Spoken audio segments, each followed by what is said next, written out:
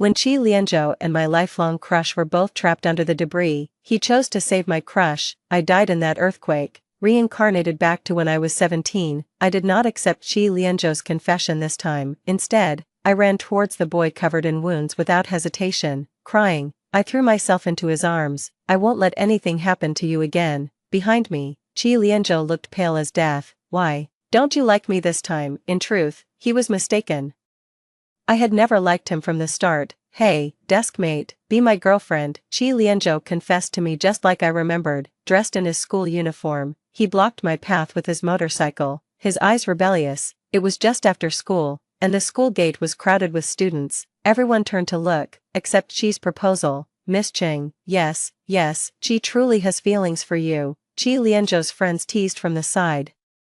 The only difference was that this time it seemed much earlier. In my previous life, he confessed just before graduation. Now, we were only in our second year of high school. Perhaps because I really didn't want to see him, I didn't notice his slightly nervous expression. In my previous life, he had been confident. Sorry, I don't like you. I gave a completely different answer than in my past life. After saying this, I didn't look at him again and turned around to leave amidst the stunned crowd. Qi Lianzhou grabbed my wrist. Wait, I frowned and pulled away, stepping back with a guarded look. May I ask why? He asked, his gaze inquisitive. After a moment, I decided to tell him the truth to let him give up. Because there's someone else I like. It was just like how being with Qi Lianzhou was despite his true love, Yu Tian. My acceptance of his confession was also not pure.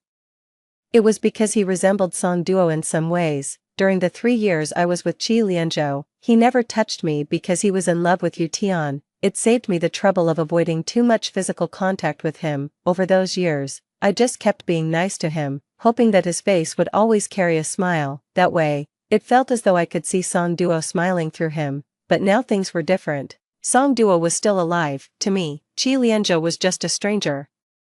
The next day, I intentionally arrived at school 20 minutes early. I spoke to the homeroom teacher about changing seats. I didn't want to sit with Qi Lianzhou for another minute. Why do you want to sit next to Song Duo? I was serious. Because his grades are very poor, and I can help him with his studies. I wasn't sure if the teacher believed me, but he agreed anyway. I moved my books to the seat next to Song Duo when there were still few people in the classroom. A few minutes later, Song Duo arrived. He glanced at me suspiciously. Who let you sit here? The homeroom teacher. I passed the buck quickly. The teacher asked me to tutor you. The boy scoffed coldly and said nothing as he pulled out a chair and sat down. I pushed the still warm bread and milk towards his desk. Song Duo, I bought too much breakfast. Can you help me finish it? Song Duo stared at me for a moment. If you can't eat it, just throw it away. I shook my head. That's such a waste.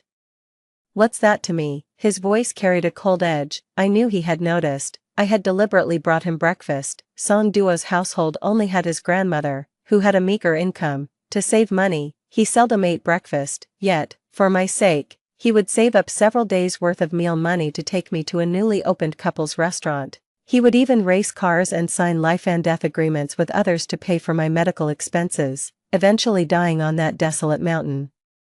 Remembering all this, I suddenly felt a wave of uncontrollable emotion. What will make you eat then? I asked softly. Song Duo furrowed his brows. Why are you crying? He finally compromised, taking the bread and milk from me. I breathed a sigh of relief, managing a small smile. You must stay healthy, Song Duo. Why did you change seats? A gentle voice rang out. Qi Lianzhou stood before me, looking at me with a smile that wasn't quite a smile. I just felt like changing.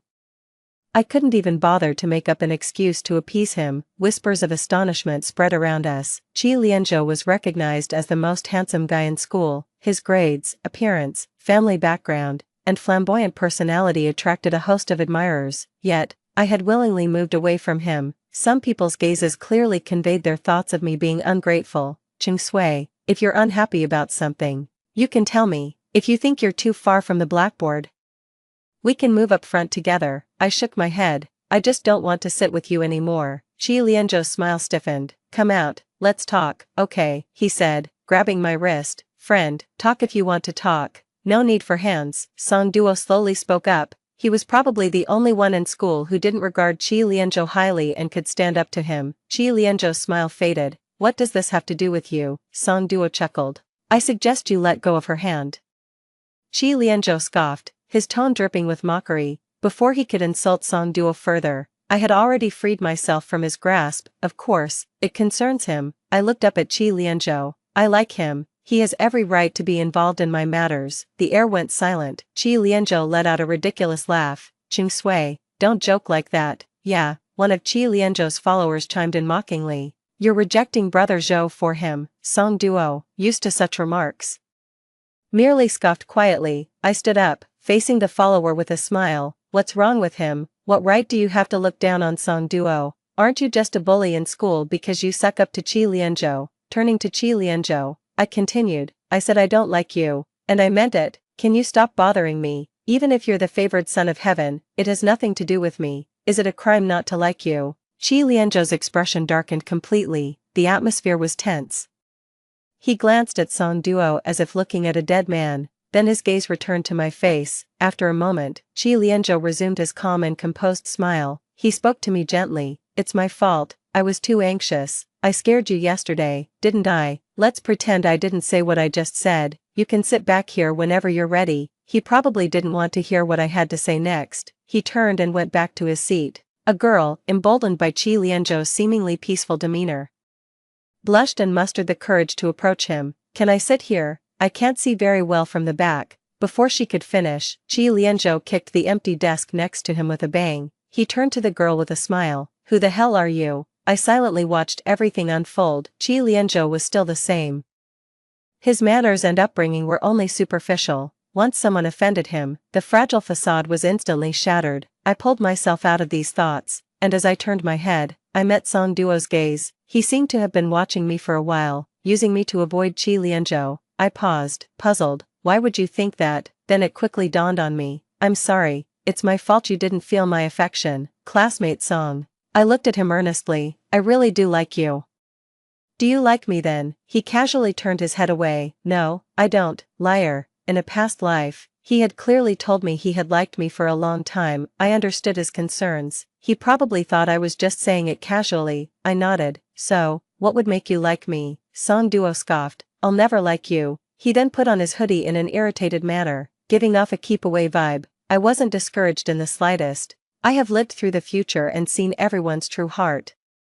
The boy beside me always buried his passionate heart deep within an unfathomable abyss, unreachable for exploration. I was like a little follower of Song Duo. After class, wherever he went, I followed. Are you going to smoke? Song Duo, smoking is bad for your health. How about a candy instead? He always had a cold expression. Are you that free? I nodded. Song Duo. He always looked particularly irritable, but for every candy I offered him, he silently chose it over smoking. One day during a long break, Song Duo pushed back his chair and walked out. As usual, I followed. Song Duo, are you going to smoke again? He suddenly turned around, his hand on his waistband. He wore a slightly mischievous smile. I'm going to pee. You coming too? I turned and walked away. Song Duo was learning bad habits. Oh no, he was always bad. In a past life, when Song Duo caught a cold, he wouldn't let me kiss him. I insisted on kissing him, so he deliberately took a drag of his cigarette and blew it into my mouth. I choked and teared up, and only then did he leisurely wipe the tears from my eyes. I told you to stop bothering me. I was always determined to win Song Duo over. I always thought it was just a matter of time, until one day, I noticed something was off. In class, he began to daydream frequently. He unconsciously smiled while looking at his phone. After class, he left his phone on the desk and went out alone. Suddenly, his phone buzzed, the screen lit up. Instinctively, I glanced over. A notification popped up on the lock screen, showing a girl's avatar. If you like it, that's good. My heart sank for a moment. I remembered clearly that besides me, there were no other girls around Song Duo. Despite coming from a modest background, his good looks never left him short of admirers. Yet, Song Duo never paid attention to anyone. During the next 2 classes, I was silent, pondering over one question. Was it the butterfly effect? Because I made the first move, does this life Song Duo not like me anymore? I had to face this possibility. Thinking about Song Duo liking another girl made it hard for me to hold back my sadness. I sniffled. What's wrong? Song Duo noticed something was off with me, put down his phone, and turned to look at me. Who upset you? I lay my head on the desk, covering the lower half of my face with my arm, and mumbled a response. You. Song Duo frowned, seemingly trying to recall. After a while, he finally spoke. "I've quit smoking." "Oh, so you quitting smoking wasn't for me." It was probably because that girl doesn't like it either, I thought, feeling deflated. After agonizing for a few days, I decided I still had to confront Song Duo. Even if he really had fallen for someone else, there was nothing I could do. I just hoped that this time, he could live a good life. That would be enough for me. After gym class, I saw him walking alone towards the school gate and quickly followed him. The boy walked too fast. Just as I was about to call out to him, I saw him stop in front of a girl. She smiled sweetly at him and handed him a gift box. My hands clenched involuntarily as I stared straight at Song Duo. He didn't hesitate and took it, raising his eyebrows slightly and pulling a smile. He rarely smiled at me like that, not wanting Song Duo to see me in my current disheveled state. I turned to leave but was unexpectedly pulled into a corner. Chi Lianzhou pressed one hand against the wall and the other gently touched the corner of my eye. "Ching Sui, who are you crying for? Don't tell me it's for Song Duo." His voice tried to sound calm but couldn't hide his spite. "What's so good about him? He's just an unwanted orphan, living day to day, no different from a vagrant." I didn't hesitate to slap him. "Chi Lianzhou, you have no right to talk about him." He turned his face away, holding his cheek and laughing with a hint of anger. "Ching Sui, what have I done to make you hate me so much? Haven't I been good enough to you? I can give you anything you want." Chi Lianzhou's voice was soft, but the force he used to pin me against the wall was strong. "Are you sick? Chi Lianzhou, let me go." He seemed not to hear me, his dark eyes bottomless with emotion. I felt a bit scared and bit his wrist, finally finding a chance to escape. Madness. In this life, Chi Lianzhou is not only a jerk but also a madman. It wasn't until school ended in the afternoon that I began to come to terms with many things, including accepting the fact that Song Duo doesn't like me. I packed up my things and quietly left with my backpack, so lost in my own thoughts that I didn't notice the glances being cast my way. Just as I exited the school gate, someone called out to me, "Ching Sui." I turned around. Song Duo stood there with a cold expression on his face. Was it a lie? What? I was stunned. "Your so-called liking, it only lasted for 3 days." I was still trying to make sense of his abrupt question when he approached me, looking down from his greater height. "Are you playing me?" "I'm not." "Who is playing who here?" Song Duo responded lazily, lifting his hand to caress my chin. "Do you still like me?" His ambiguous gesture made my ears heat up, and I replied instinctively, "I do." "Promise me." There was an unresolved determination in his eyes. "I promise," I declared emphatically. Song Duo suddenly smiled, dazed. I remembered the girl from today's gym class. Just as I was about to speak, Song Duo handed me a gift box. It was from the girl who had given it to him earlier. "Look at it when you get home," he said. "Let me say this in advance." Song Duo shifted his gaze, looking somewhat uneasy. "I didn't make it myself. I tried but couldn't do it well, so I had the boss make it directly." I blinked, suddenly understanding everything. My mood instantly went from cloudy to sunny. "What does giving me this mean? What do you think it means?" Pretending not to understand, I said. "How would I know if you don't tell me?" Song Duo smirked, leaning closer with a drawn-out tone. "You say it first." He was so close I could clearly feel his breath. I stammered. "I like you." He swallowed the last syllable of my sentence. His kiss was clumsy at first, merely brushing against my lips. Gradually, he became skilled, prying my mouth open for a deep kiss, continuing until I was almost out of breath, but he didn't pull away far. Song Duo rubbed my moist lower lip and whispered, "Say it again." Dizzy from the kisses, I could only respond as he wanted, "I like you."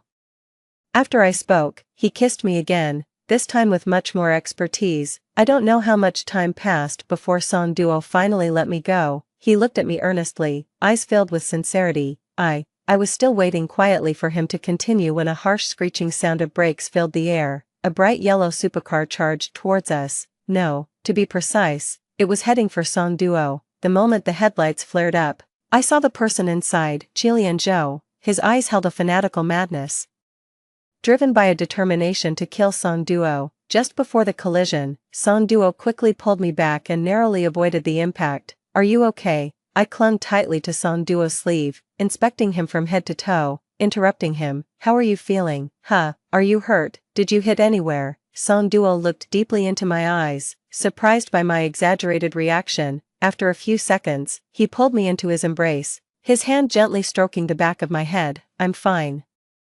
Don't be afraid, I'm only going to say this once. Qi Lianzhou got out of the car and leaned against the door, utterly indifferent to his recent actions. A slight smile curled at the corner of his mouth as he spoke softly. Friend, stay away from Qing Sui. Song Duo met his gaze and pulled me behind him. Otherwise, I have countless ways to make your life miserable, worse than a dog's. This is just a warning. Song Duo, with a challenging lift of his eyebrows, walked up to Qi Lianzhou.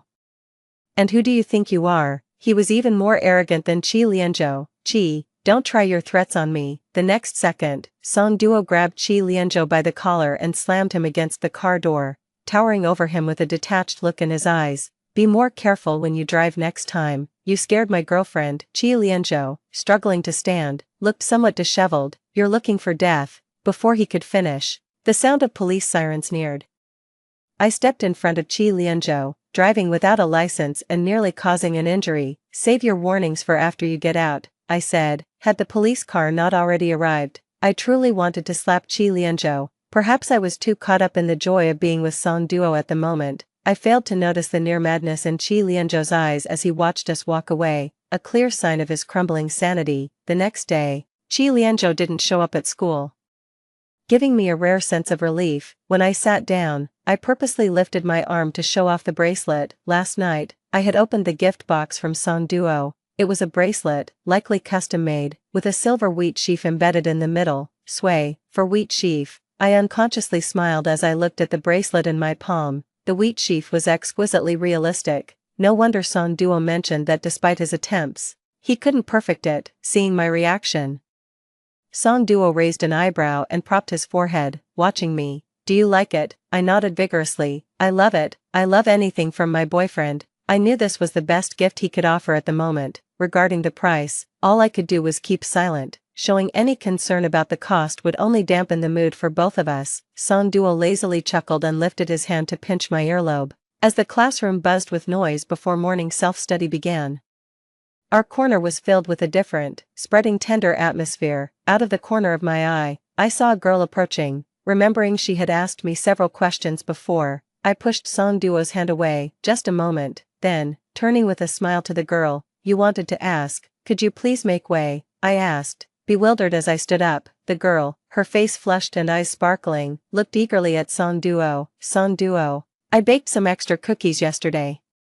Could you try them and tell me how they taste? Great, even a boyfriend as poor as him is irresistibly charming. I watched Song Duo with a half-smile, but he remained as calm as someone watching a play, returning my gaze nonchalantly as if to say, it has nothing to do with me. Only when my expression turned dark enough to squeeze water out of it did Song Duo finally speak leisurely. Sorry, the girl was taken aback, her face filled with disappointment. My girlfriend doesn't allow it, he said.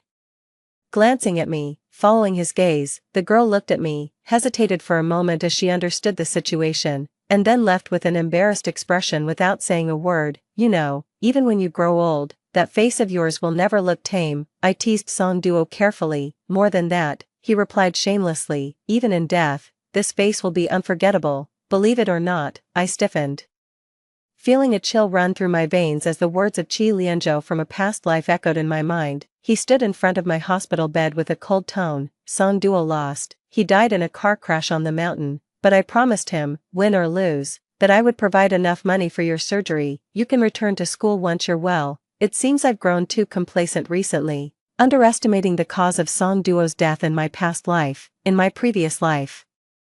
Right after entering the senior year of high school, I was diagnosed with a gastrointestinal stromal tumor, a disease with a mysteriously vague cause attributed to a genetic mutation. After my father died when I was young and my mother remarried and moved away, it was my uncle's family who grudgingly raised me, but after the diagnosis, my uncle found an excuse to move out with his family, leaving me with a house lease that was 2 months away from expiring. I don't blame them. They had already done a lot just by feeding me and raising me. Without money for surgery, I had no choice but to endure until I couldn't anymore and fainted, only to be found by Song Duo. It was supposed to be a plain and sad story of two poor souls comforting each other, but I never expected Song Duo to go to such lengths for me. The surgery only cost 50,000 yuan. For that amount, Song Duo turned to Qi Lianzhou and his wealthy friends, signing a life-or-death contract to race cars. eventually dying in a crash on a desolate mountain. 50,000 yuan bought the life of a reckless young man. Now, looking at the lively expression of the boy in front of me, it suddenly overlapped with the image of him lying breathless in the funeral home. Instinctively, I grabbed his hand. In this life, I absolutely cannot watch him get into trouble again. I can't let him get involved in racing. What's wrong? Song Duo asked, frowning as he held my hand back. Are you feeling unwell? I looked at him, slowly shaking my head, but his words served as a reminder. Although I was only diagnosed in my senior year in the previous life, I still went to the hospital for a checkup the next day. Everything was normal. I'm not sure if due to the butterfly effect I won't fall ill again in this life, but I started preparing a year early anyway. I took part-time jobs in my spare time to save money. Tutoring during the winter and summer vacations should help me save even more. At least this time, I won't let Song Duo risk his life for 50,000 yuan. 16. Qi Lianzhou returned to school. My peaceful days with Song Duo were short-lived. One day, Song Duo did not come to school on time. He didn't reply to my messages either. It wasn't until the second gym class that I heard some rumors. Song Duo is really cursed. His grandmother died. And now he's lost the last relative he had in the world. How do you know that? I heard it today when I went to deliver the attendance sheet to the homeroom teacher. They say she died suddenly. As the words fell, Qi Lianzhou appeared in front of me. Died suddenly. Sue, he said, concern in his eyes. Why do you look so pale? Qi Lianzhou instantly looked panicked, glancing briefly in the direction of my stomach. He made a move to pull me close. Is it? Don't touch me. The air grew tense. I stared blankly at Qi Lianzhou. Song Duo's grandmother passed away. Qi Lianzhou frowned. 2 seconds later, he suddenly looked up at me, his gaze deep and meaningful. What do you mean? The air around us seemed to chill instantly. Ignoring my struggles, Qi Lianzhou pulled me into a secluded corner. Do you suspect me? I silently stared at him. He suddenly chuckled mockingly. Chung Sue, have I been spoiling you too much? He stepped closer leisurely. Going after a defenseless old woman, do you think I'm a beast? I was cornered against the wall. His hand slowly lifted to my neck, his fingers slightly tightened. I immediately struggled to breathe, trying to push his hand away, but Qi Lianzhou was immovable. Cough, cough. Just as I felt overwhelmed by suffocation, he let go. I collapsed to the ground, gasping for air. Qi Lianzhou suddenly came to his senses, kneeling in front of me. Sue, I didn't mean. His rapidly changing expressions were like those of someone with severe schizophrenia. No, I instinctively shrank back. Qi Lianzhou's outstretched hand hung in the air. After a moment, it dropped. He stood up quietly and turned to leave. His steps halted. His silhouette bore a trace of loneliness and helplessness. Believe it or not, I really didn't intend to do anything to you just now, Chung Sue, no matter what. I would never hurt you. Qi Lianzhou seemed to sigh. 17. As reason returned, I suddenly remembered, in my past life, during senior year of high school, Song Duo's grandmother was already gone. It was probably really just an accident. Right after school at noon, I rushed out of the school gates to Song Duo's house. His grandmother had already been taken to the crematorium. Only Song Duo was there, sitting on the steps, light and shadows cast on the wall above his head. Tiny dust particles settled on his shoulders. Even his shadow seemed somewhat lonely. Song Duo. He turned around, his eyes slightly red. My heart ached instantly. His eyes drooped, suppressing all emotions. His voice was soft and hoarse. Sue, I have no family left now. This was the first time the usually bold and unrestrained Song Duo showed his vulnerable side in front of me. I sat down beside Song Duo. At a loss for words, I simply placed my hand in his, holding it quietly. Through this action, I told him, you still have me. At the beginning of our second year of high school, that early autumn, Song Duo and I were left with just each other again. Fortunately, I had come to his side a year earlier. This time, our roles were reversed. I comforted Song Duo, preventing him from silently enduring everything again. I helped Song Duo slowly emerge from the shadow of a family member's death. At the same time, I had to stay wary of Qi Lianzhou's occasional outbursts. It wasn't until his beloved, Yu Tian, finally transferred to our class, that I could breathe a sigh of relief. Qi Lianzhou would likely shift all his attention to Yu Tian. He wouldn't cling to me and Song Duo anymore. However, events took a different turn from my past life. Qi Lianzhou almost completely ignored Yu Tian, and instead, continued to focus intently on me. One day after school, I was cornered by him alone. Qi Lianzhou, what exactly do you want? I felt quite powerless. His response was mild, yet eerily calm. Like the calm before a storm, sway sway, no matter what I do now.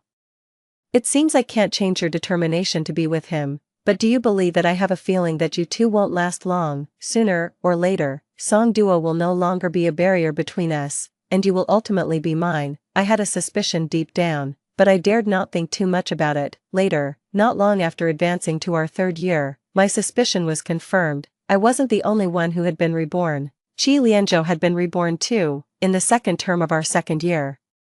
Song Duo had completely given up on studying and frequently took leaves of absence. He admitted that he truly had no talent for academics. As for what he was doing instead, he kept his lips sealed. During lunch one day, a question suddenly struck me. Why don't you just drop out altogether? Isn't it tiring to keep running back and forth from school? Song Duo scoffed, while scooping the plump dumplings from his bowl into mine. He said leisurely, if I'm not at school.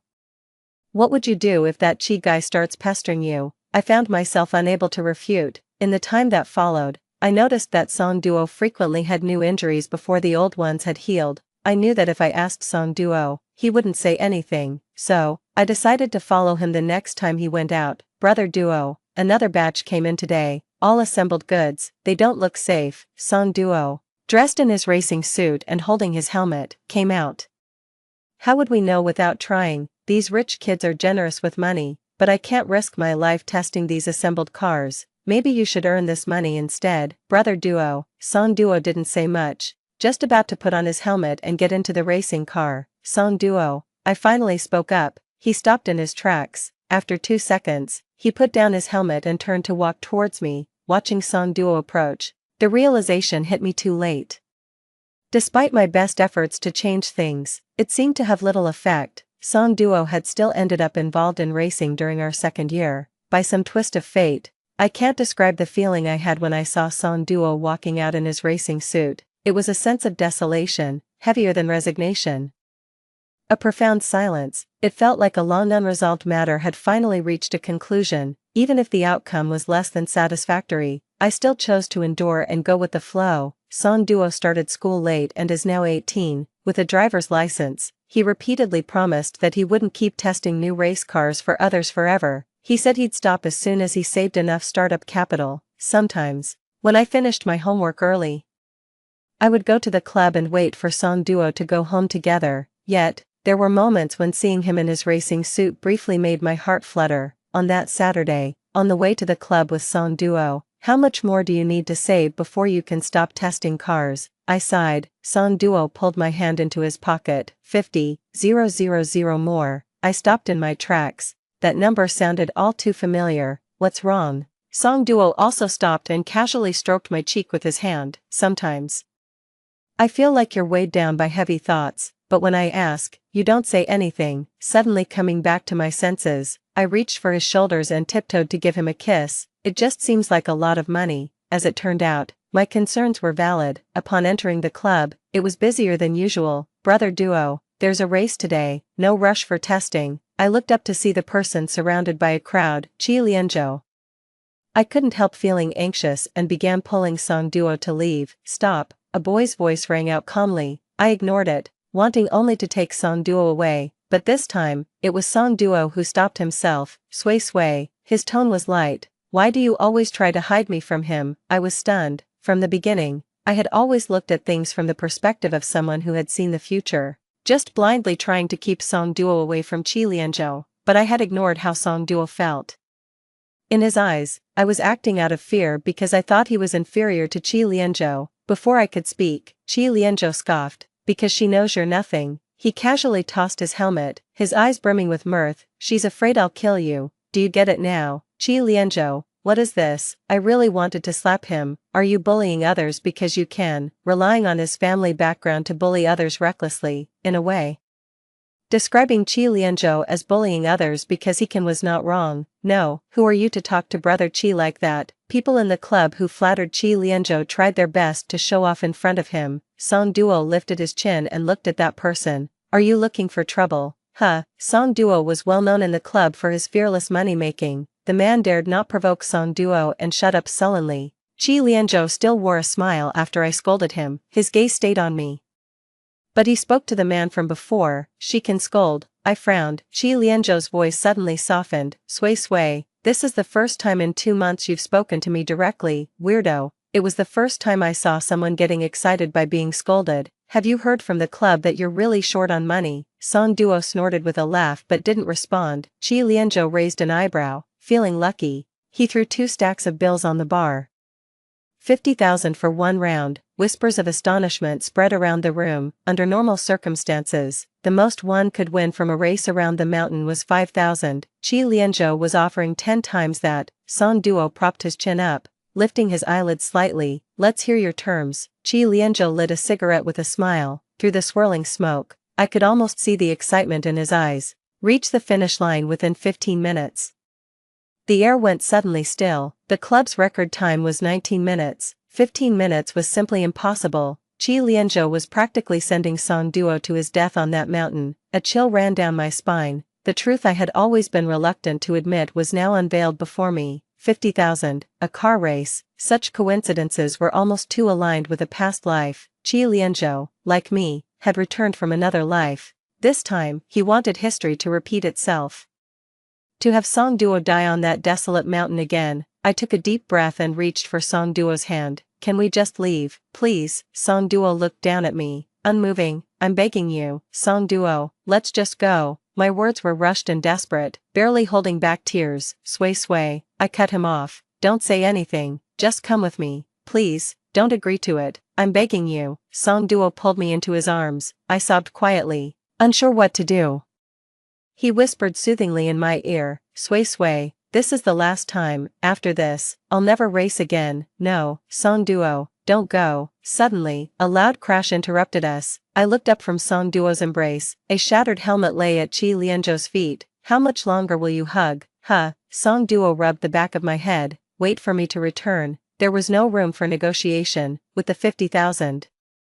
Song Duo wouldn't have to come back to this place and risk everything again. Otherwise, it would take at least another 2 or 3 months. Wait, I stopped everyone. I demand a full inspection of all the critical parts of the car. That was the biggest concession I could make. Chi Lianzhou scoffed and shook his head. As you wish. Song Duo went to change into his racing suit and get ready. While waiting at the door, Chi Lianzhou approached.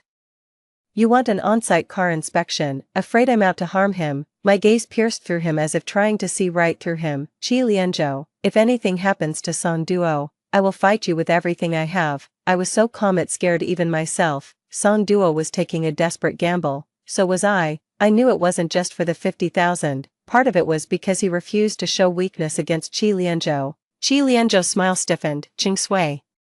You really did it. As Song Duo finished changing his clothes and came out, Chi Lianzhou had already left. I couldn't care about anything else. Just kept repeating, you know, we don't absolutely need this 50,000 yuan. Please don't risk your life gambling for it. Song Duo, look at me. I've been here waiting for you. You can't just leave me alone, right? You are the most important person to me in this world. You cannot die. Song Duo nodded, bowed slightly, and gently kissed my forehead.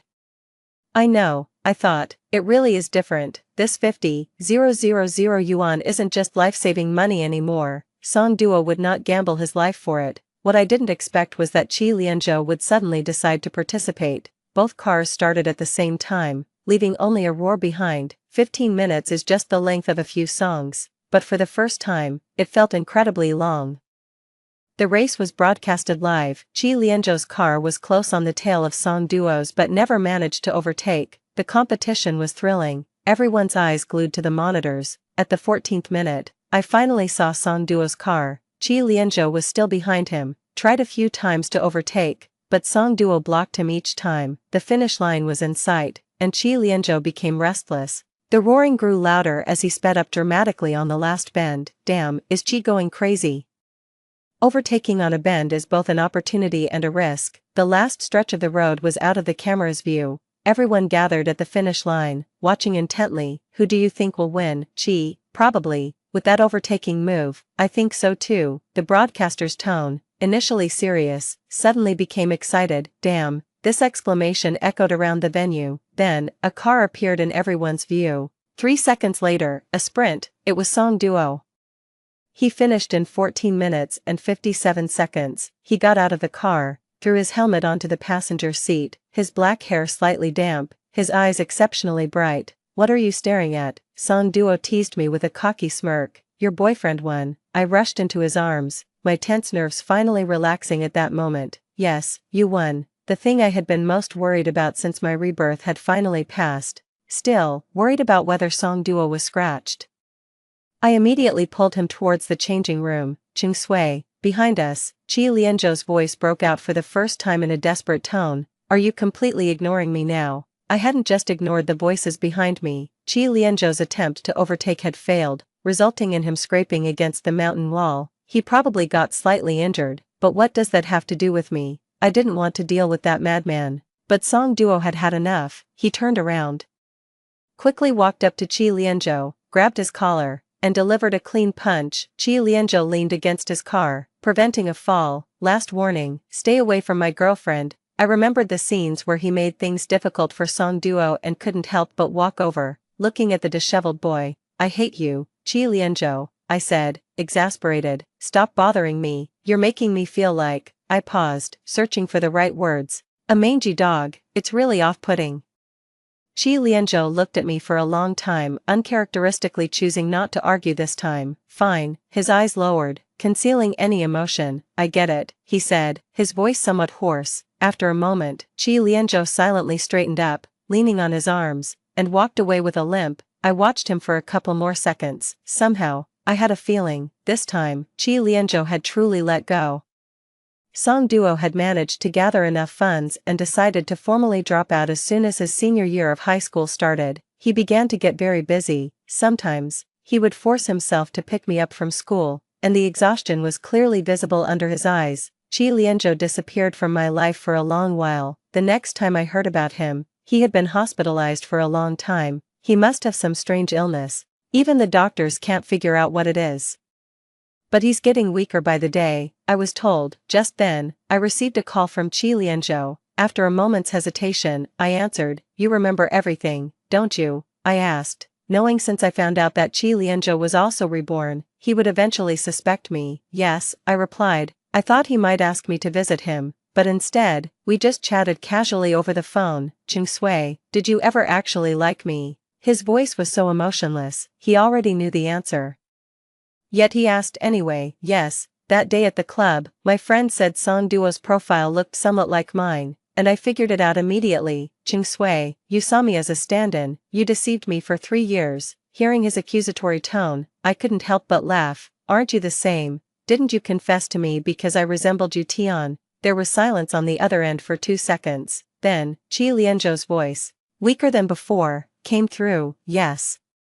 If it weren't for your face resembling you Tian's, I wouldn't have given you a second glance." "Sick. He's ill and still calls just to belittle me. Do you have anything else? If not, I'm hanging up." Silence from the other end. Qi Lianzhou, losing patience and unsure of what he was up to. I hung up the phone. Song Duo was actually very smart. By the time I graduated from high school, he had turned his initial earnings into countless more. The boy who could once only afford a silver chain, a year later, put a diamond bracelet on my wrist as my graduation gift. For years later, upon my college graduation, he became the youngest entrepreneur on the city's ranking list. His net worth had multiplied many times over. Wow. I scrolled through the list on my pad. "Song Duo, you're the handsomest one here." The man scoffed lazily. "Most of these guys are in their 40s and 50s, you're comparing me with them." Unconvinced, I continued scrolling. Indeed, I came across another handsome man just 2 years older than him. "No, look,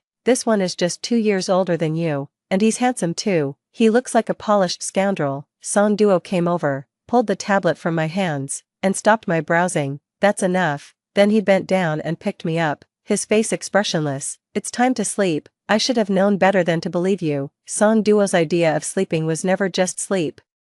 Standing in front of the nighttime floor-to-ceiling windows, I leaned on my hands. At first, Song Duo stood behind me, then he turned me around and held me in his arms. In the moment the fireworks exploded, the man in front of me seemed to merge with the boy from years ago. His eyes and brows carried a trace of youthful spirit. He said, "Ching Sui, it's time we had a home." I collapsed, exhausted, resting on his shoulder, but my mind was clear. "So."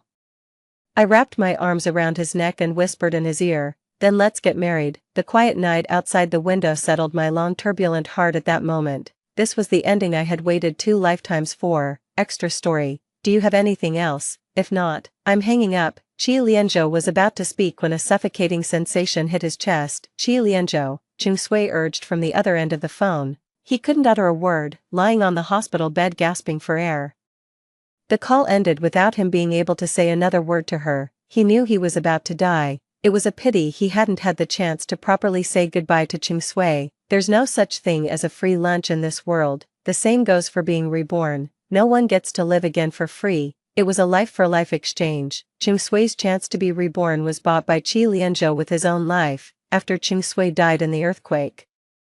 Chi Lianzhou lived in a haze. He spent his days in regret, unable to save her. One day, on his way back from buying alcohol, he stumbled upon a fortune-teller's stall. As if compelled by fate, Chi Lianzhou went for a reading. The fortune-teller spoke calmly. There is a way to remedy what you regret, a life for a life. If Chung Sui lives, Chi Lianzhou must die. The man nodded without hesitation, surprising the fortune-teller with his resolve.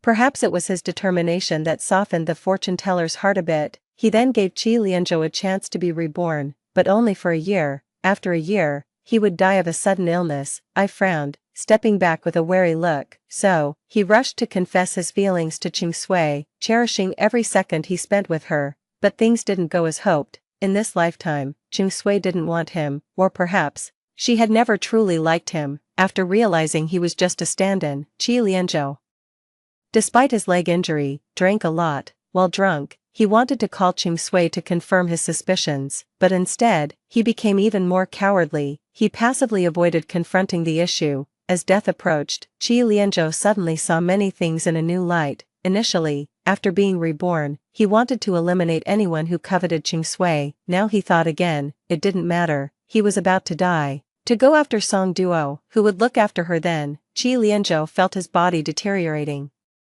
He sensed his impending death. Unable to control his longing, he made one last call to Chung Sui. Unable to properly say goodbye, he lost his ability to speak and breathed his last. Chi Lianzhou died with regrets. The last thing he said to Chung Sui was out of spite. Meanwhile, Chung Sui, oblivious, ended the call. She quickly forgot about it and went to dinner with Song Duo. She knew she finally had the chance to change Song Duo's fate.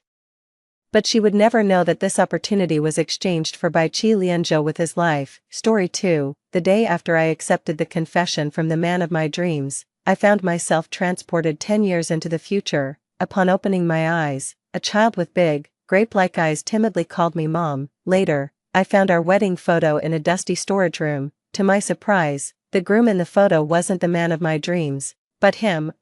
I woke up and found myself 10 years into the future.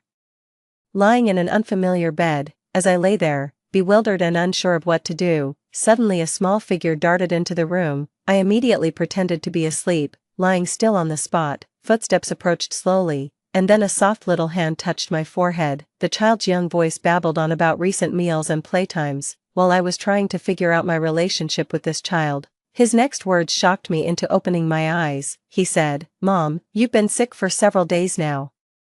Why aren't you waking up? You might not like the soup, but I miss you so much. Please wake up, Mom, Mom." This child was calling me Mom. I instantly opened my eyes wide. At the bedside, a child with big eyes and a small mouth looked at me in terror. Before I could say anything, the child scurried away. Oh my God, to think that just last night I had accepted a confession from my crush, and now to wake up to a child this grown, too. After the child ran off, I immediately picked up my phone and called my old friend Ji Ning. I had no idea what I had been through over these 10 years. My phone was depressingly empty of information. Even former friends had disappeared from my contacts. After several rings, Ji Ning finally answered. "What do you want?" Her voice was colder than I'd ever heard. I scratched my face, her aloofness leaving me at a loss for words. Seeing that I wasn't speaking, Ji Ning became impatient. "Yaoanan, why aren't you talking? Didn't you say you'd never contact me again?" Wow, what on earth did I do in these 10 years? I thought for a moment and then said, "Ning Ning, I know you're cold, but let's skip that for now. I just want to ask, who is my husband?" That was my most pressing concern. Ji Ning paused for a moment, then said, "Yaoanan, did you forget to take your medication today?" Ji Ning has learned to insult people indirectly over the years. I'm serious, Did you forget your medication? Never mind. Just wait at home, I'm in line for a nucleic acid test, I'll come to you later. Jining's tone was quite serious. Maybe I didn't time travel, maybe I'm ill, and what's this nucleic acid test that requires queuing? 3. Just as I put down the phone, a nanny-looking lady knocked on my door, cautiously asking if I was feeling better and if I wanted something to eat. It seemed my unseen husband was quite wealthy. I nodded, and soon a series of exquisite dishes were laid before me. I never imagined that 10 years later, I would be living the life I'd always dreamed of. I tentatively inquired about my husband. The lady looked surprised and only mentioned that my husband was on a business trip and wouldn't be back until next month. That was good news. By the time he returned, I would probably have adjusted to the situation. I picked up my chopsticks and started to indulge, and to be honest, it was all food I loved. Suddenly, I caught a glimpse of the child peeking through the door. Thinking this might be my son, my eyes lit up, and I beckoned, "Hey kid, come here." He flinched, then approached the bedside with a timid expression. Why did this child seem a bit afraid of me? I wonder if I ended up marrying a rich man and became a stepmother. Scratching my head, I asked in the gentlest voice I could muster, "Kid, what's your name? How old are you this year?" The child's chubby face was filled with a sense of grievance. Seemingly baffled that a mother could forget her child's name, "Mommy, my name is Zhou, and my nickname is Tong Tong. I'm 4.5 years old, Zhou. It seems I really didn't end up with my dream guy after all," I continued. "Tong Tong, let me test you. What is your dad's name?" "My daddy is called Tong Tong." "There you are. It's time to go downstairs for your studies. Don't disturb the lady's rest." An aunt suddenly appeared at the door, interrupting Tong Tong's response. "Lady, I'm so sorry, I wasn't watching Tong Tong closely. I'll take him downstairs now." The aunt hurried over, trembling, and pulled Tong Tong away. I was somewhat confused and could only nod in response. Ever since I woke up, the attitude of this aunt has been strange, as if I were some kind of terrible monster. Since I couldn't find out my husband's name, I decided to look for clues myself. The bedroom was luxuriously decorated, yet there were no wedding photos or signs of another person living there. Could this be the legendary husband who sends money every month but never comes home? As I stepped out of the room, I realized it was a 2-story Western-style house. Downstairs, Tong Tong was quietly leaning against the floor-to-ceiling windows playing with a puzzle. The sunlight scattered across the floor, his long eyelashes casting shadows, making him look so well-behaved and instantly melting my heart. I quickly approached him, startling him. "Son, what are you playing with? Let mommy join you." Tong Tong looked up with wide eyes and immediately stood up as if he was being punished, timidly saying, "Mommy." I pulled him close and planted a kiss on his pale cheek. He touched his face, a look of surprise on his features. Watching his series of reactions, I could guess that 10 years from now, I might not be very fond of this child. Fortunately, Tong Tong was young and bore no grudges. I played with him for a while, and he happily began to share his puzzle with me. "Son, do you only have puzzles to play with? Kids his age usually have lots of toys." Tong Tong glanced at me cautiously and said, "Mommy used to say the other toys were too noisy and would get angry." "Great. It seems I really have issues 10 years from now." Just then, the doorbell rang. It was Jining. When Jining entered, I barely recognized her.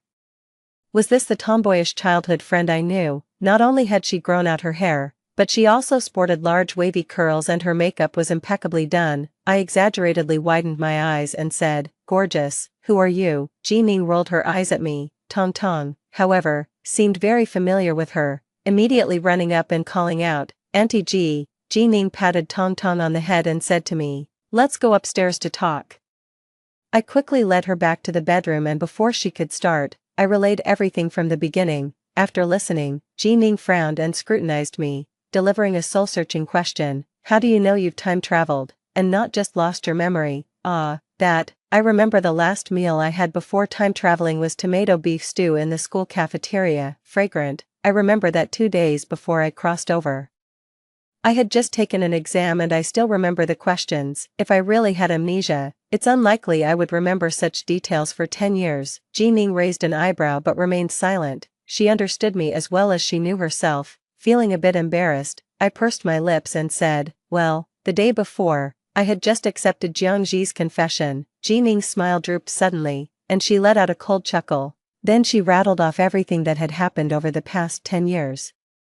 It turned out that 10 years later, I really was ill. I had bipolar disorder, and the reason for my illness was that my ex-boyfriend, Jiangji, had cheated on me. Jining said that after Jiangji and I got together, although he seemed nice to me on the surface, he was actually manipulating me behind my back. By the time she noticed something was wrong with me, it was too late. Later, Jiangji falsely accused Jining of seducing him, and in my confused state, I ended our friendship. At the age of 27, I was dumped by Jiangji, and his new girlfriend was my college roommate. Unable to bear it, I developed bipolar disorder. Damn, that's just too tragic. I rubbed my forehead, lamenting. This was like the tragic first half of Yaonin's life, and my current husband. That was what concerned me the most at the moment. Jining looked at me, paused for a moment before saying, "It's Zhou Shujin." What? I never dreamed that 10 years later, I would end up marrying Zhou Shujin. Jining, Zhou Shujin, and I could be described as childhood friends who grew up together. We all lived in the same building as kids and attended the same school. Zhou Shujin was always the legendary kid from someone else's family, handsome, academic, and morally upright, helping old ladies cross the road, giving up his seat for old men. When I was younger, the more my parents praised him, the more I found him annoying. But being superficial, I couldn't help but stare at him, often making him blush. Once I outgrew my childish phase and started experiencing early romantic feelings, I did harbor some thoughts about him, but there were too many people who liked him, and I could only admire him from afar. Even though he showed some different feelings towards me, I only saw it as childhood friendship, especially since he later went abroad. Now, Jining told me that Zhou Shujin had married me. This shock was comparable to the national football team making it to the World Cup, in a flash.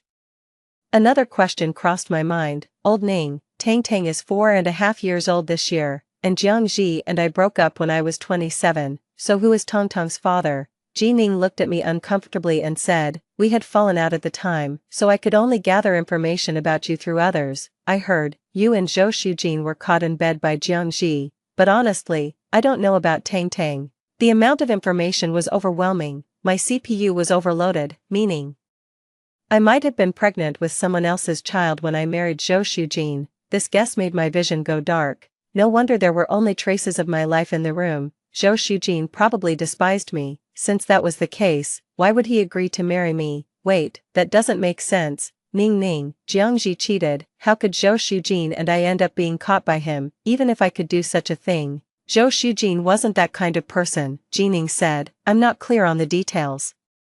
It seems Jiangji broke up with you first, but you absolutely refused, and then he turned the tables on you and Zhou Shujin by seizing the opportunity to counterattack. 8. The plot is so surreal. I touched my face and said, I feel like I have a kind of beautiful absence of brain stem. Jining patted me. Accept reality, sister. After being manipulated, you've turned brainless, but, and then, speaking from the heart, whether you have amnesia or have traveled through time, I have only one thing to say, be nicer to Tang. I won't interfere with your issues with Zhou Shujin, but the child is really pitiful. Zhou Shujin is busy with work, spending half the year away from home. You originally didn't like Tang and didn't care for him at all. I cried. Dad might be a fake dad, but mom is definitely a real mom. Angel baby Tang. In the time to come, please feel the fiery love of a mother. 9.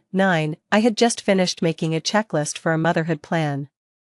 In a couple of days, little Tang went off to kindergarten. It turned out he was previously on summer vacation. Normally, like Tang's private kindergarten, they don't have to take holidays, but most children come from affluent families, and many parents want to take the time to travel with their kids. Thinking of Tang playing with puzzles alone downstairs that day, my heart felt like I had swallowed a lemon. I planned to definitely take Tang out to play in a couple of days. At dinner, Tang sat swinging his little legs on the chair, telling me about his day at kindergarten. After a few days together, he was no longer so afraid of me. At bedtime, Tang rarely asked to sleep with me. He wore his dinosaur pajamas, lying obediently beside me.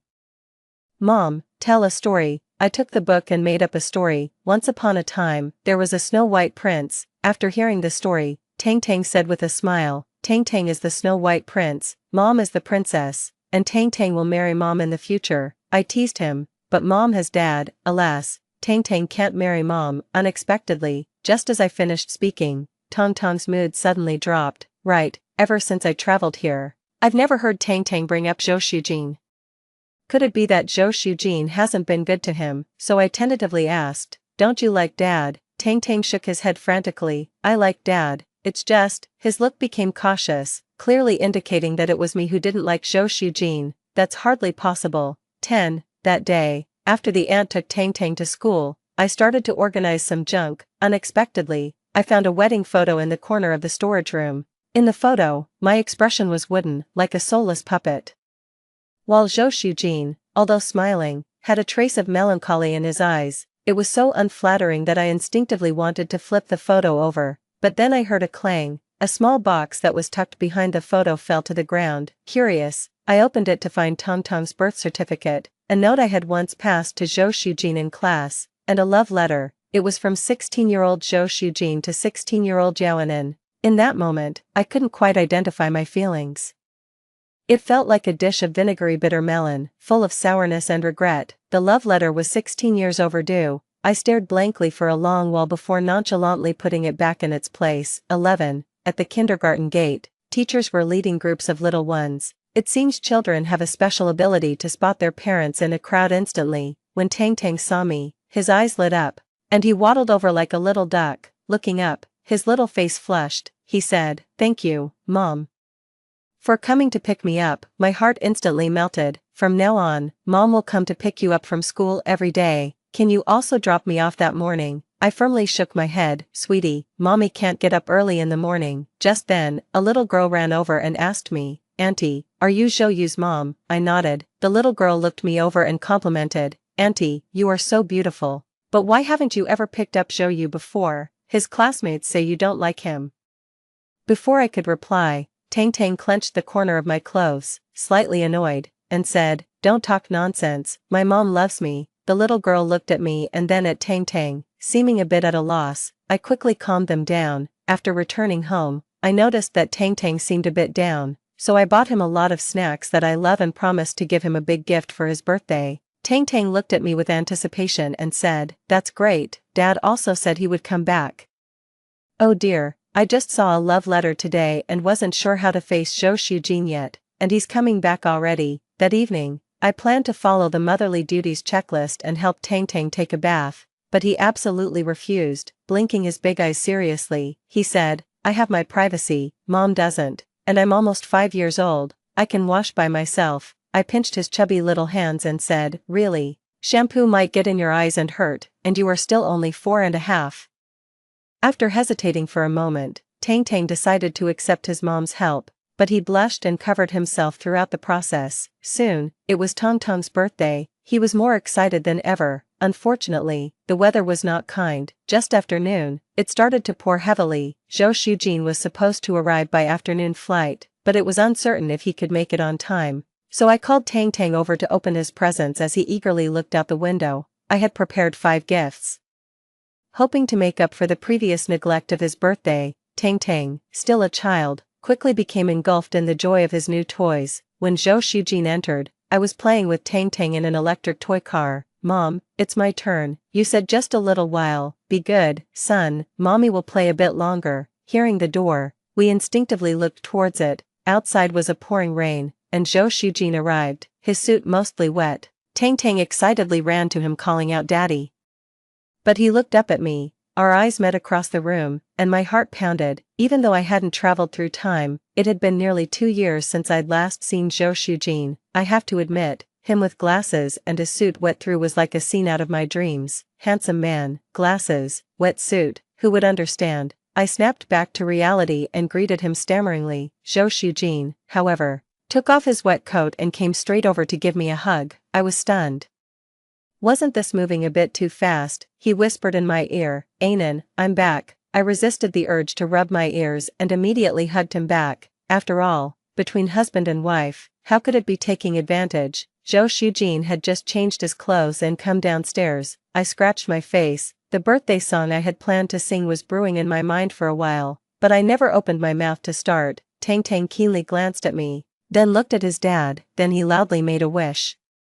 "I hope I can sleep with Mom and Dad tonight." I pursed my lips. "Good child, truly like you." However, Zhou Shujin glanced at me and said to Tang Tang, "Once a wish is spoken, it won't come true." His reaction instantly dampened my enthusiasm. I had forgotten. Tang Tang might not be his son. I'm not one to procrastinate, so while Tang Tang was away, I directly said, "Zhou Shujin, we need to talk." As soon as the words left my mouth, his expression darkened. "I'm tired, whatever it is.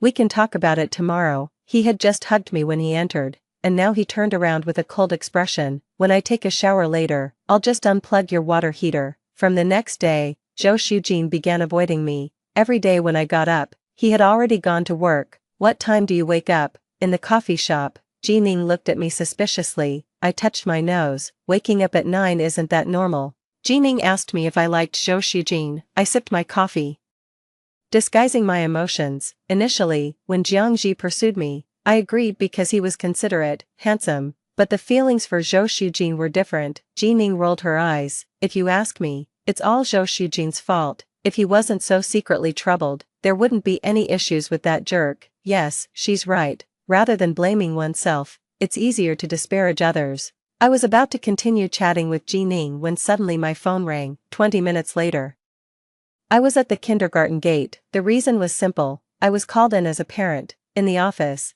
Tang Tang had a stubborn look on his face. Another child was crying loudly. The teacher told me that Tang Tang had struck first, pushing the other child down. The child had scraped his hand, and his parents had been notified. I asked for the reason. Tang Tang looked at me pitifully, then buried his head in my chest and murmured, "He insulted mom and didn't apologize. Why would that child insult me out of the blue?" At that moment, the other child's parents arrived, loudly exclaiming, "Who dares to bully my son?" It was a couple. The man gave me a sleazy look. The woman immediately got upset, picked up her son, and began accusing, "You are Zhou Yu's mom. I'm telling you this isn't over. You think you can bully my son?" I raised an eyebrow and replied, "It was wrong for Zhou Yu to push him, but it was your son who was rude first." Seeing someone backing him up, the other child stopped crying, his eyes shifted, and he blurted out, "I didn't insult anyone. Zhou Yu's mom is pretty. Just that she's a homewrecker." Fox spirit. Children don't understand the concept of a homewrecker. He must have picked that up from adults. Little friend, do you know that children who insult others might have their tongues bitten off by the big bad wolf while sleeping? The child immediately shut his mouth. The woman, with a mean face, said, "He's just a child. Why are you scaring him? My husband is the general manager of a big company. So what if our child cursed at you a few times?" She looked at me disdainfully and added, "Besides, the child wasn't wrong. Not seeing him around before, who knows what job he does?" Mimicking her tone, I took a good look at her and retorted, "Truly, ugly face, foul mouth. No wonder the child spews such filth. It seems like there's daily barking at home. Who are you calling a dog?" Before I could react, she attempted to rush over and grab my child, Tang Tang, from my arms. "Little brat, come here and apologize to my son." I dodged to the side, and seeing the situation escalate, the teacher immediately tried to intervene. As the scene grew more chaotic, the woman seized the moment to slap me across the face. Just then, a hand suddenly reached out and firmly grabbed the woman's arm. "Are you here to solve the problem, or are you here to hit someone?" Zhou Shujin frowned, his expression grim. The man, who had been enjoying the drama, suddenly widened his eyes and stuttered, "Boss Zhou." He hurriedly pulled his wife away.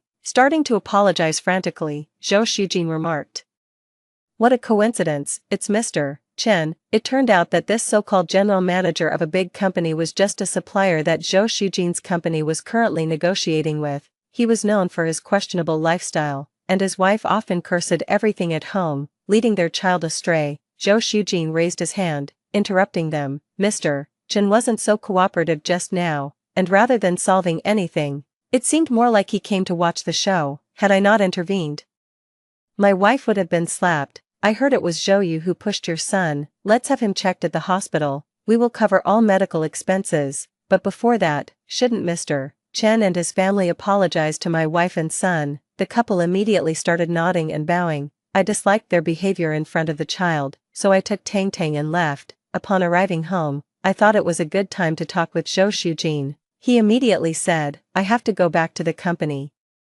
"Not so fast." At my signal, Zhou Tang Tang rushed over and hugged his dad's leg. Zhou Shujin frowned and said, "If it's about divorce, let's not talk about it in front of Tang Tang." I rolled my eyes, grabbed him, and pulled him into the room. I turned around and pinned him against the door. His heroic act just now was somewhat charming. I looked up at him and softly called, "Husband." Zhou Shujin's eyebrows didn't move, but his face turned as red as a steamed crab. My face also felt hot. And after a light cough, I began to explain about the time travel. After a while, he said, "Although it's hard to believe, it does make sense. Since Tongtong's birthday, I sensed something was off, and thought it was because you wanted to divorce. Yes, it seems I was quite unpleasant towards you before. So, what Jining said about catching cheaters in bed, and Tang Tang, Tang Tang is my child, no doubt about that. As for the past, not having memories of it isn't necessarily a bad thing for you, husband. Spouses should be honest with each other." After I said this, Zhou Shujin adjusted his glasses and spilled everything. So, the word husband for this reserved man was like open sesame. According to Zhou Shujin's incomplete account, I deduced the truth. Jiangji, to break up, had thrown me under the bus with a setup, and indeed, Tang Tang was Zhou Shujin's child. We had a shotgun marriage, but I ended up hating him, resulting in us sleeping in separate rooms for many years. The weather is getting cooler. It's time for Zhang's group to go bankrupt. Zhou Shujin looked at me amusingly and said, "We called the police back then, but found no evidence, and you denied everything." In some ways, Jiangji is a talent too. After all, he unknowingly stole my brainstem, turning me into an idiot. Such are the dark chapters of life. Zhou Shujin and I chatted leisurely in the room for a long time. From the childhood days when I extorted him to buy me snacks, to just the other day when I broke Tongtong's toy car. How did the nickname Tang Tang come about? Zhou Shujin's gaze shifted slightly, not answering immediately. Remembering his scholarly excellence, I asked, "Is it from vast and endless like the oceans?" His lips moved slightly, and somewhat sheepishly he said, "It's the Tang from Tom, Tang Tang Tom." I glanced at. In the world of ruffians and scholars, none are simple. The casually hung Tom pajamas on the chair didn't speak. Silly kitten, who could not love it. 18, that day. In the end, I felt too shy to suggest he move back into the master bedroom. With matters of the heart, it's best to go with the flow. After all, he's my husband and he's not going anywhere. As for Jiangji, before I could even confront him, he had already initiated a class reunion in the university group chat, and he specifically tagged me. Seeing the message made me want to rush to the bathroom to slap myself twice. Yaoanen, oh Yaoanen, how could you have been blinded by such crap back then? If I had known, I would have chased Zhou Shujin relentlessly since childhood. Of course, I would attend the reunion, but I wasn't planning to go alone. I told Zhou Shujin directly. He asked me what I thought, and I said, "Let's first get a feel of the situation, then seek justice where due." I patted his shoulder. "Mr. Zhou, please make sure to back your wife up impressively." Zhou Shujin raised an eyebrow but said nothing. 19. On the day of the reunion, I had planned to go with Zhou Shujin and return quickly, but as it happened, the aunt took leave, so I had to bring Tang Tang along. Given my past with Jiangji, many people had heard about it. Fearing their indiscretion, I asked Zhou Shujin to stay in the car with Tang Tang first. Sure enough, as soon as I appeared, many classmates gathered around to talk. Some were comforting, others mocking. I looked at their familiar faces. Not long ago, they had appeared vibrant and energetic, now entirely consumed by worldliness, thanks to their loose lips. I also learned some details about Jiangji. Turns out, my college roommate got several properties from a demolition deal, which is how she stole him away, and now he has started his own company, which reportedly isn't doing too badly. After a short while of commotion, Jiangji and his wife arrived. Looking at him now, I felt only relief, glancing at his receding hairline, prominent belly, and his puffy, doughy face. Where was the trace of the campus heartthrob from back then? And he had the nerve to tag me, Enen. Still as beautiful as ever after 5 years, Jiangji came over to talk to me, putting on an act. I forced a smile, turned, and ducked into the bathroom to call Zhou Shujin to come up and fetch me. What's the point in one-upmanship? I had no interest in it. On the phone, Zhou Shujin chuckled and said he'd be right up. 20. Just as I stepped out of the bathroom, I was startled by a dark figure leaning against the wall. Then the shadow spoke. "Hey there, how have you been these years?" It turned out to be Jiangji. I almost thought someone had moved the wardrobe to the bathroom door. Seeing that I didn't respond, he even tried to pull my hand. I wished I could jump up right there and bounce away for miles. "Stay back, I'm allergic to ugliness." Jiangji's face twisted momentarily but quickly recovered. "Hey, are you still mad at me?" I had no choice back then. I I quickly waved my hands to interrupt him. Bowed 3 times right there to thank him for not marrying me back then, a favor akin to giving me a new life. Then I hurried back to the reunion. No sooner had I settled on the sofa than Jiangji followed. The noisy venue fell silent for a moment, then whispers began. Is this our classmate? Such a handsome guy. Did we ever have someone like this at our school? Come on, even the Jiangji from back then can't compare, he's 3 times less. I looked in the direction of the voices.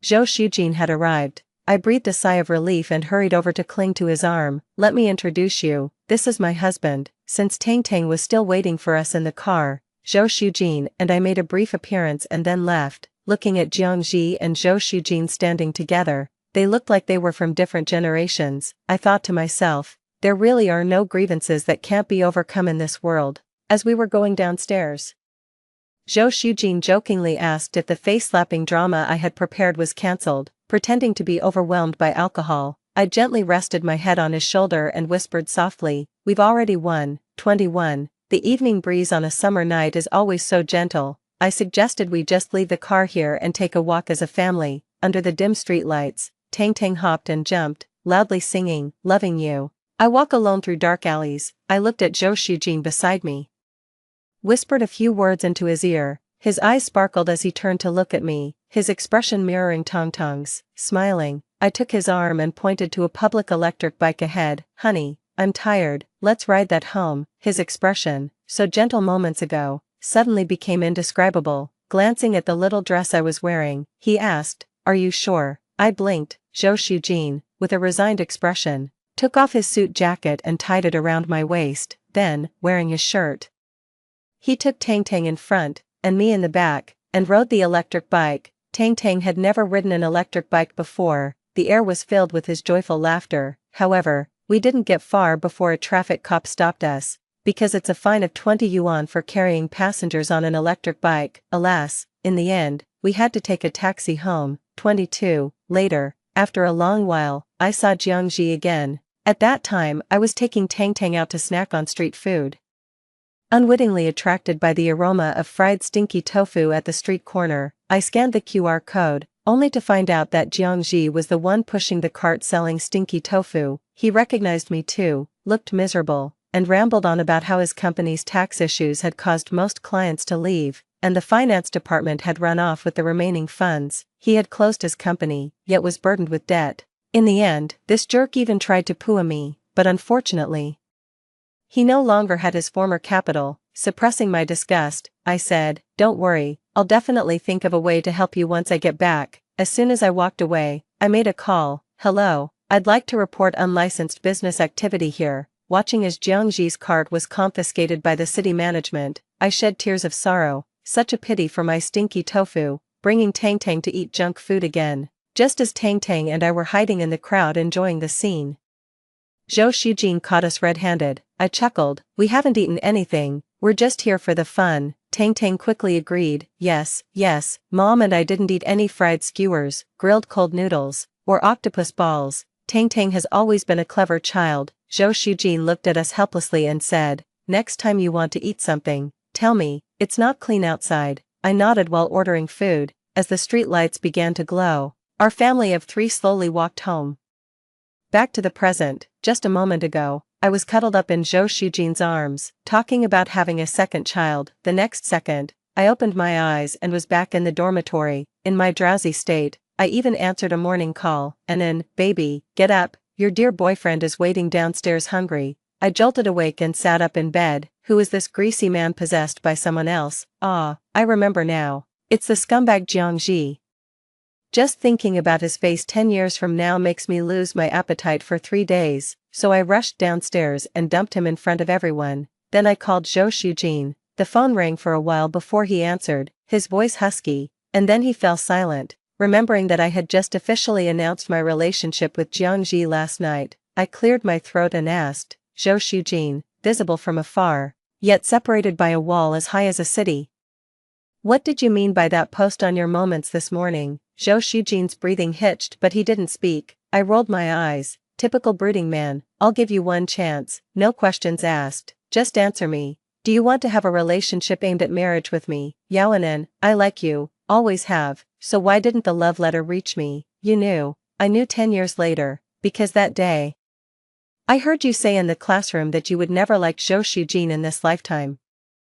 The one time I played hard to get, it cost me dearly. Zhou Shujin, actually, I've traveled here from 10 years in the future, you might not believe it, but 10 years from now, we're married, yes, we even have a child. My straightforward confession made Zhou Shujin fly back from across the ocean overnight. Not only did he confess his feelings to me again formally, but he also hurried home to have dinner with me. Thus, a year after graduation, Zhou Shujin and I got married and took beautiful wedding photos. Jiming praised me greatly when she was my bridesmaid. After the wedding, Zhou Shujin and I focused on our careers and didn't rush to have children until I was 27 years old. Is it today? Zhou Shujin asked softly next to my ear. I hugged his neck, still half asleep, and replied, today is Tongtong's birthday. Zhou Shujin paused, his face sweating, and there are 12 months in a year. I tried to make sense of his words with my muddled brain. Pregnancy takes 10 months, he stroked my head and said, so it should be 2 months later. 12 months later, I finally gave birth to a lovely baby. Zhou Shujin named him Zhou Yu, crossing the long river of time, amid miracles that science cannot explain. Time and again, I encounter you.